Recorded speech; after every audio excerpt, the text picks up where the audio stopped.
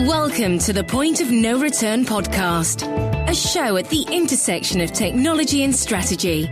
On this show, we interview industry leaders and experts to better understand how they think about strategy during this time of exponential progress.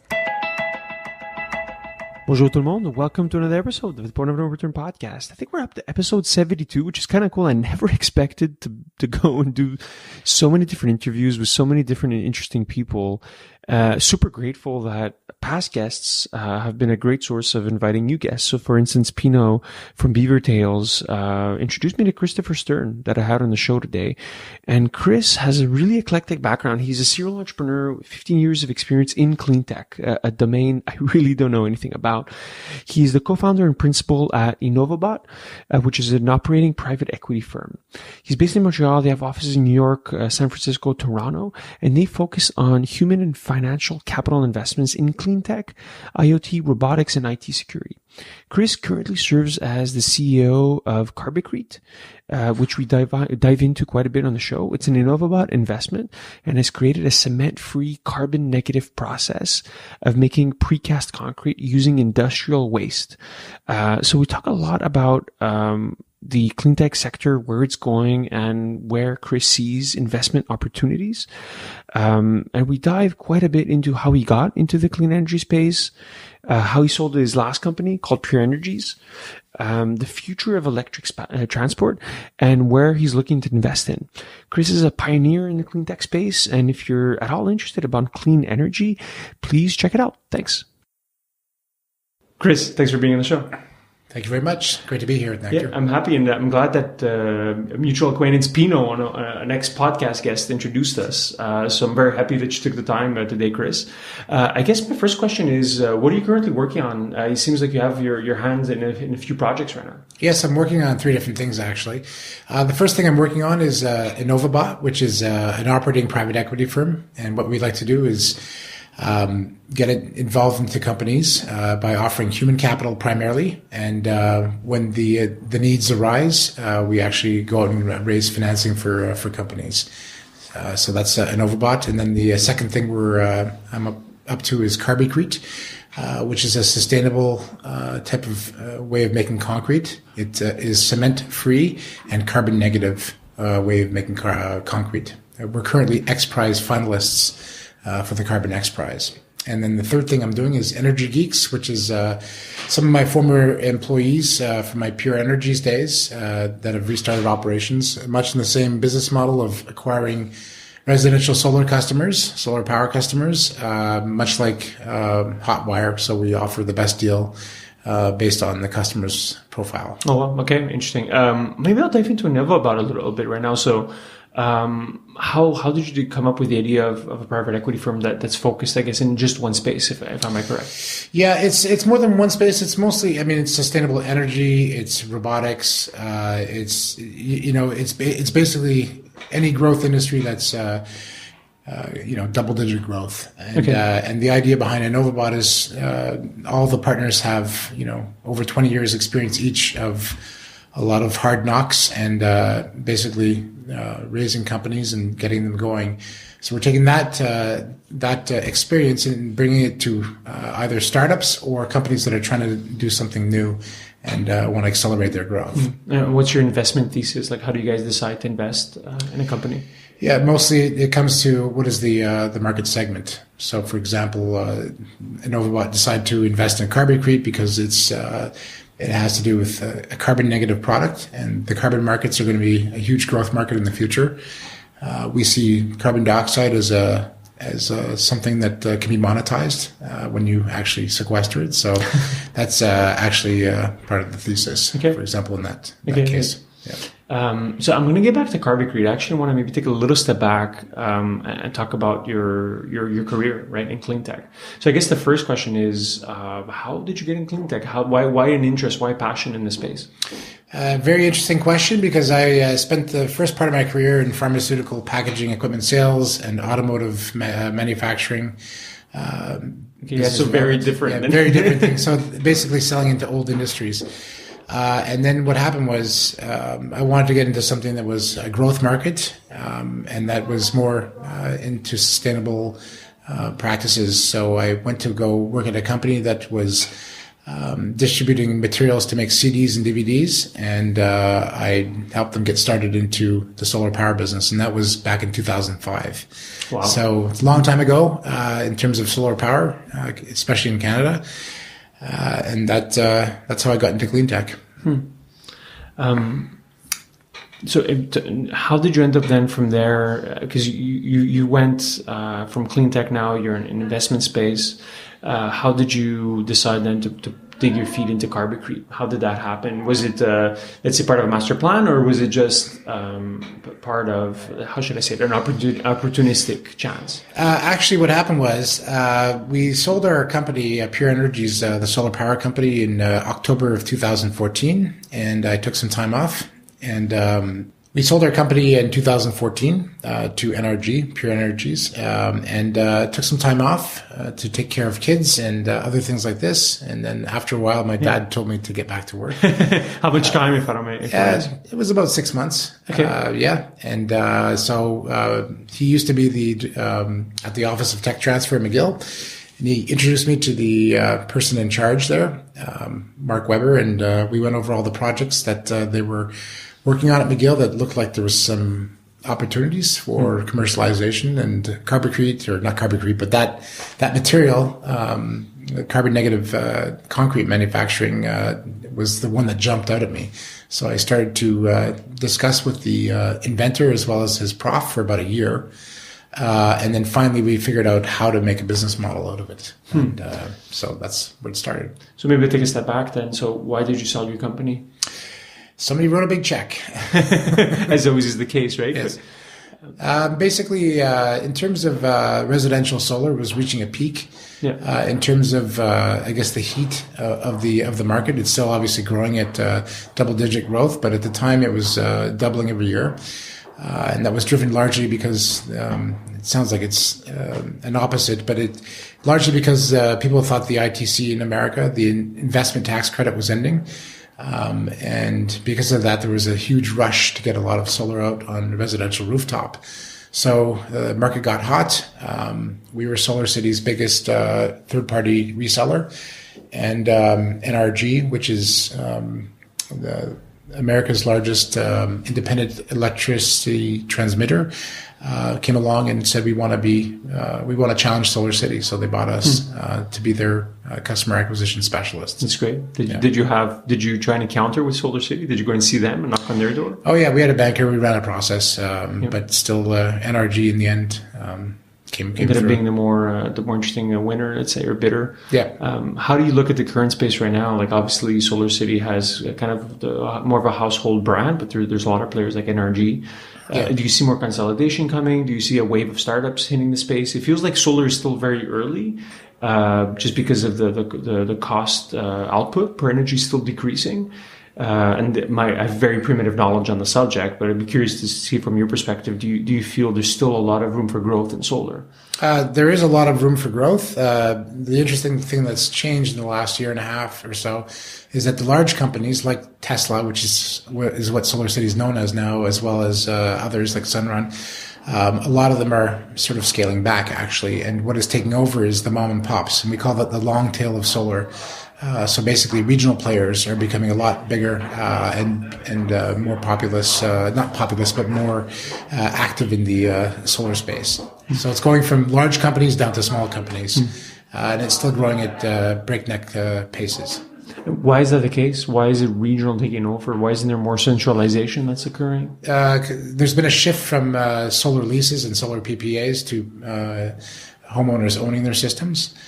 Because back when the solar lease and the PPA, power purchase agreement, I should say, when they were popular, credit was very difficult to come by in America, and a lot of people were underwater in their houses. So now it's a much different situation. So there's a lot of equity in homes. People have cash, so they see this as an investment in putting on their rooftop to basically counter their power bills. Yeah, so it's a B2C business right now that's sold locally, essentially. Yep, exactly. But I'm guessing the bigger players like Solar City, they end up being the OEMs, and they contract out to smaller regional, let's say, retailers, distributors, wholesalers. Is that an accurate assessment? No, Tesla, Solar City actually still has all their own installers. Okay. They do a lot of third-party customer acquisition, but most of it is done in-house in terms of installations. Some of the other companies don't do that. They do a lot of it's much more regional. Yeah. So now maybe put back your venture capital hat on. Yeah. The opportunities you mentioned, right, in terms of growth, where do you see them coming today? I would say in AI, robotics, still in sustainable growth and sustainable energy. And as I mentioned, I believe carbon dioxide abatement is going to be a business. What does that mean? What is carbon dioxide abatement? Basically, sequestering or utilizing CO2 as a material to put into things, because apparently climate change is real and it's mostly caused by CO2, and there's a way to monetize that.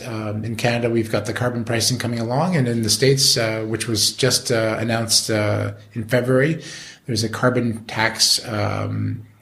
It's much like the ITC in that they give a tax credit if you sequester CO2 of $35 a ton. That's interesting. And then what kind of material would it end up being used in? Well, for example, the biggest use for CO2 is actually enhanced oil recovery. And what that is they take CO2 that they collect from power plants, they clean it up, and then they pump it back into the ground, believe it or not. And that gets old oil fields to produce more oil because it pressurizes the oil and it pumps it out. That's the biggest use for CO2. And then the second and all the other utilization spaces, things like making building materials like carbonate is doing, as well as making some other biogases and plastics. Yeah. And is now to go back to how you spend, actually maybe before I talk about carbon, how do you decide right now, because you said you have your 3 projects, how do you split your time amongst the 3? And I'm guessing that's a bit of a challenge, but curious to see what decision grid you use to where you spend your time on any given day. Yeah, I mean, most of my time right now is spent on the concrete project, but of course we're always taking in new projects for Innovobot in order to see where we can add value. And that's what it comes down to. If we look at any certain business and say, hey, this is all the human capital we have, can we help this company or this idea, this project get off the ground and, make it more valuable for us and for the principals? Yeah, that's interesting. So it's opportunistic when it comes to, I guess, your deal flow in Innovobot, but Carbonate, it seems like you're more of an operator right now. You're going back to running a company essentially. Yeah. And where does the company operate right now? In which markets? We're a startup. We're pre-revenue. Oh, okay. So we're based in Montreal. Yep. Okay. And are you looking? Have you raised? Are you guys looking to raise? Or we're actually in the process of doing our first raise right now. Okay. Yeah. Okay. All right, I won't ask too many details then, but it sounds as an interesting model, right? I guess my question would be: what is your current hypothesis? Where do you think you'll be able to sell your products initially, and who will be the first customers? Yeah, so the business is based on a licensing deal. So we're going to license the technology to concrete makers and help them source the material that replaces the cement, which is steel slag, and effectively organize the supply chain for these concrete makers. So it's going to start off in North America, but we've also received interest in China to help grow the business there. Yeah. It sounds like China would be a very interesting market just because of the level of CO2 emissions. And I think they've cut on to how much they need to curtail it, just given the direct environmental impact it's had right on a lot of their major cities. Yeah, I mean, China is also responsible for 50% of all concrete being used in the world, believe it or not. And they make enough concrete to make 2,000 pentagons every year. Wow. Yes. So it's a lot of concrete and clearly a lot of steel too. So, which is one of the precursors for our product. Yeah. And they're also responsible for that small infrastructure project, right? The Silk Road. Yeah. Which is, I forget the exact analogy, but it's something like 200 Marshall plants. Yeah. Some crazy kind of comparison in terms of just the amount of infrastructure that's being used to develop out their shipping and logistics capacity, given that trade route. So I guess, China would be an interesting one. Yeah, and India too. Yeah. What are your ambitions? Like, how quickly do you think you can grow Carbicrete? I think within this year we'll have at least one pilot plant, if not two, completed, and then hopefully some customer coming out of that. Yeah. And what are your current challenges? Like, what are you looking to do? Is it building the team? Is it still the product? Like, what are the current priorities? It's not the current challenge is not the product. It's actually going to be trying to change the construction industry which for 2,000 years has been using concrete made with cement. So we're proposing that you don't use cement in the concrete. So that's a big change, even though that the end product is chemically the same. It's a big challenge to change people's mindsets. What would be the benefit in changing outside of obviously an environmental impact? But people won't make a decision based on that, right? Will there be a cost or an efficiency or slower in cost? The product is actually more durable in freeze-thaw cycles. It's better in compressive strength, and it's also carbon negative. So you'll be able to monetize carbon dioxide. You'll be able to get a tax credit, for instance, in certain markets. What's the cost difference? Is there a significant cost difference? I would say between 10-20% lower in cost. So significant in any large scale business, right? Like that's significant in large scale. Yeah. That's an interesting model. Is there anything that's keeping you up at night in this business right now? Not for Carbicrete, other than the fact that we have to change a lot of mindsets. And that's of course. I mean, that's the big if. Is it going to be, you think, just a lot of PowerPoint and sales presentations to execs and explaining them that the world's changing and then they need to basically come along to a carbon footprint free world? Is that how you think you'll be able to crack through and get early adoption? No, I think it's going to be financial. We have to show that it's less expensive and that you can actually mitigate your carbon liabilities by using a product like this. I call it carbon equity because we're soaking in the CO2. Yeah, it's interesting. And do you have any initial customers lined up? Do you think you'll have any beta projects? Yeah, we have a number of all of that actually being set up right now. So I would say we're right on track, and it's still a startup. So there's we're going to take 2 steps forward, 5 steps back, 3 steps sideways. But yeah, we're doing all right. Yeah, it comes with its share of startup challenges. Well, I want to talk a bit about your point of view from the industry, because it's given your track record, you've been in the cleantech space now 15 plus years. Yeah, approximately. So you've seen it come and go, right? In the mid 2000s, there's a huge investment in everything. It's clean energy. Then the bubble kind of burst. Yep. And it feels like we're going through another cycle right now. Where do you feel we're at in terms of this transition from a fossil fuel based economy to one of a clean energy one?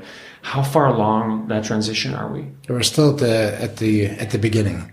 In terms of the electric grid, solar is still less than 1% in North America in terms of the actual deployment. But interesting thing to note, in 2000, I think it was 16, 75% of new generation capacity, 75% was solar and wind in the States.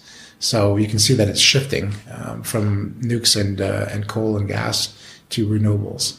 So from that perspective, we're still at the beginning, but it's accelerating quite quickly. And same thing with transportation.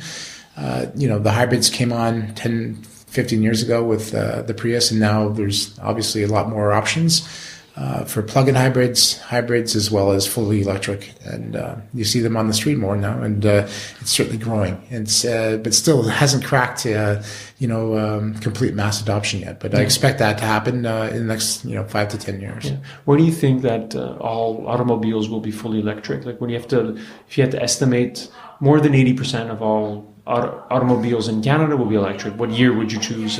Probably 2030, I would say. We're still a bit of a ways away. Okay. Yeah. Oh, it's 12 years. It's not. Yeah. Well, I think, but mass adoption, I think, we're around then. Yeah. What's the critical limiting factor? Is it just the battery? I would say, the battery cost, is certainly an issue. How far you can go is an issue, but I think a lot of the products now you can go with, 400 or 500 kilometers, which is exactly what you need to have. So I think the costs are going to come down, and then eventually it's, because of the price of fossil fuels, compared to what it costs to charge it, will eventually balance out. Yeah, it would just make more sense. Like, it'll be twice as expensive to own a gas-fueled car than an electric one. So why would you even bother? Why would you bother? Yeah. When you've got the choice to use something that's clean and that's less expensive, why would you not choose that? Do you see it impacting other industries outside of automobile? Like, you see things like, for instance, maybe it's not the right analogy, but you see things like drones, for instance, right? That are battery fueled, that like this technology that is interesting and has some interesting applications. Do you see other things being powered by batteries and like having an impact outside of just like what the classic example you think of are cars, right? Or trucks? Yeah. Certainly in transportation, any sort of vehicle in transportation is going to eventually be electrified. Trains, for example, obviously have been for years been electrified, but I think we'll see the diesel-powered systems going away. Not next year, but like in the next decade or so. And I guess the other big one, the other big polluting in terms of transportation are boats and planes, right? Yeah. Like I think just big shipping boats, I think, are responsible for this inordinate amount of pollution. So like all the stuff that we get from China that has to come over by boat, all that pollution that happens in international waters is basically, there's no one single country that has to pay for that, right? Because it's happening in international waters. When do you see, more, old legacy infrastructure like boats being able to be electrified? Is that still within, our lifetime, or is it still a ways away? That I don't really have an answer to, but I think that the fuel that they're going to burn is slowly changing as well. Because, it always used to be the lowest grade bunker fuel that they used to use in boats and still do. But that's changing. Mm-hmm. What would it change to exactly? Cleaner fuels. Perhaps I'm not an expert in boat transportation. Out of pure curiosity. But, perhaps natural gas, who knows? Yeah. Huh. No, that's very interesting. And what are you specifically keeping your eye on in terms of like movement in the clean energy space? Like, what are you excited about? Oh, storage, behind the meter storage, and basically making money off the arbitrage with what it costs to make electricity and use it. Okay, can you unpack that, please? Yes. Okay, so basically, in California, New York, and in Ontario, there's different costs for electricity at different times of day. So you can make electricity with your solar power, charge batteries and discharge it when there's a need for electricity on the grid. So there's a lot of money to be made, depending on the jurisdiction that you're in. So you can store energy, buy it cheaply at certain times, and then sell it back into the grid when it's more expensive. Oh, interesting. Do you think this will go down to like the individual consumer, kind of like if I have a Tesla, solar pack in my house and like I'm actually energy positive in terms of output, I could then sell that back into the grid? Yeah, it's already happening in New York and California. Okay. Yeah. Okay. Do you feel there's, what about the Canadian market? Do you feel just because of reduced sunlight, it's cold here, we're a bit more north, do you see that transition happening or? Yeah, the amount of sunlight that Canada gets is still pretty good. It's 10% better than Germany, which used to be the world's biggest solar market. No, I still believe that it's slowly but surely transitioning. Yeah. Interesting. Yeah.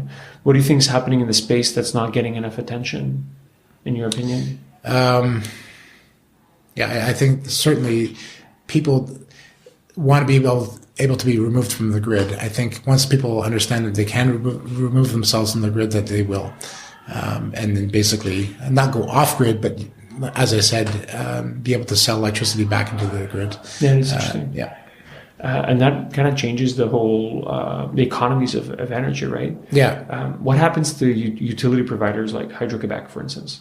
Stranded assets. Okay, yes, they end up with stranded assets. I don't think Hydro-Quebec will ever be in that situation because it's clean energy and it's very inexpensive. But in certain places where there's coal or natural gas being made used to make electricity or nuclear. there'll be stranded assets because there'll be enough producers on the grid to not make it economical to fire up a gas plant. So you have those things go away or become ghost towns, essentially. Exactly. Yeah, it's pretty interesting. You're looking forward to like the National Geographic pictures of like abandoned coal factories. Exactly. Well, they'll tear them down. Yeah, I'm not so worried about the coal and the natural gas, but if there's the nuclear plants, they have to close. I was going to say, yeah. But what does happen to nuclear power? Pardon me? What does happen to nuclear power? They have to decommission the plants, and that costs billions of dollars. Yeah. Does it go away though? Because it is technically it's like if it's managed properly, it's clean energy, right? Yes, it is. That's a huge debate. I mean, but it's super clean actually, if nothing goes wrong. Yeah. But that's we won't talk about Japan right now, but Japan or Chernobyl or 3 Mile Island. But when things go wrong, it's pretty nasty. They go horribly wrong. Yeah. Yeah, the risk reward with nuclear is pretty off, right? Even Japan, where the code and the way the infrastructure set up is super safe, it doesn't take into account acts of God, right? Like a massive tsunami that hits the power plant that I think today is still not gaining enough attention, right? In terms of like environmental impact. Like I forget how many tons of water they're still seeping out every single day and just don't know what to do with, right? It's become this like hundreds of football fields of just like contaminated water, essentially. Yeah, no, it's still a problem there. I mean, they had shut down all of their nukes for a while. I'm not sure if they've fired them back up again, but for a while they completely closed all their nuclear plants because of that issue. Yeah. So I guess so. Like, what's next for you, Chris, in terms of like coming up? I guess is going to be really spending a lot more time on Carbicrete and growing that business, I imagine. Yeah, but also Innovobot. Obviously, we're looking for new opportunities and getting involved. I would say that's. How early stage is your fund right now? Like, how early stage is Innovobot? We're basically early stage, so we do seed investments. But of course, as I mentioned before, the most important thing we'd like to offer is human capital, because a lot of times that's a lot more important to a company than just a check. Because we feel that we've got a lot of experience that we can add value and help grow things. Yeah. Do you have any notable investments that you could talk about? Like, not. Yeah, I don't want to talk about them right now. But Carbicrete's one of them, for example. Okay, we have one. We can't talk about your new kids just yet. Okay, it's interesting. Yeah, we'll definitely keep an eye on. Chris, it's been a real pleasure. I guess my last question to you would be: is where can people find out more information about yourself or Carbicrete or Innovobot? Where should they find out more information? Yeah, we're at www.innovobot.com or carbicrete.com as well. And you can also check me out on LinkedIn. Awesome. Great. Thanks for your time, Chris. Thank you very much. Thank you for listening to the Point of No Return podcast. Never miss an episode by clicking on the subscribe button on iTunes or Google Play.